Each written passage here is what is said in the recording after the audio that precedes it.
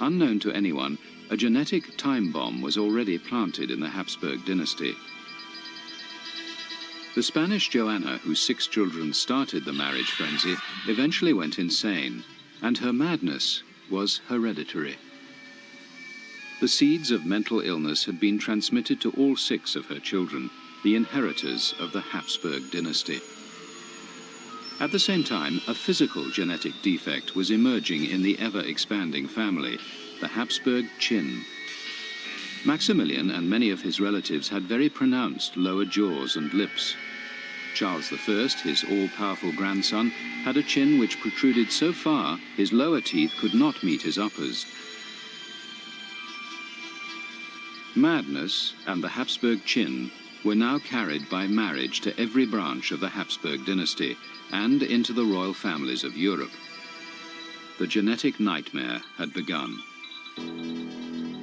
As Habsburg married Habsburg, inbreeding produced generation after generation of freakish mutants, many suffering from insanity.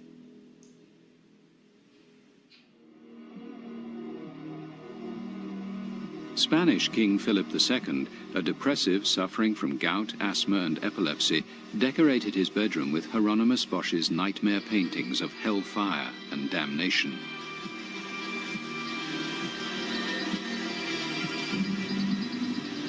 Austrian Rudolf II went insane and was forced from the crown by his brother Matthias.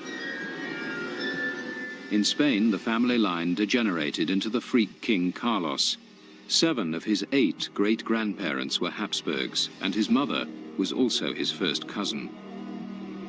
As a child, Carlos couldn't even stand unaided, and his jaw was so deformed he couldn't chew his food.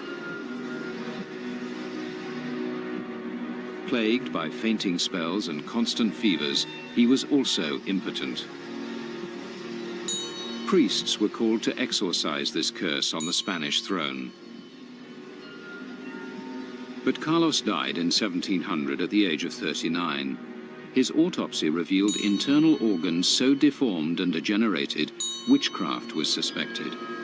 He is remembered as Carlos the Bewitched. On his death, the crown of Spain was snatched by the old Habsburg rival, France. The genetic curse of the Habsburgs ruined Maximilian's plans and brought the Spanish line to a crashing end.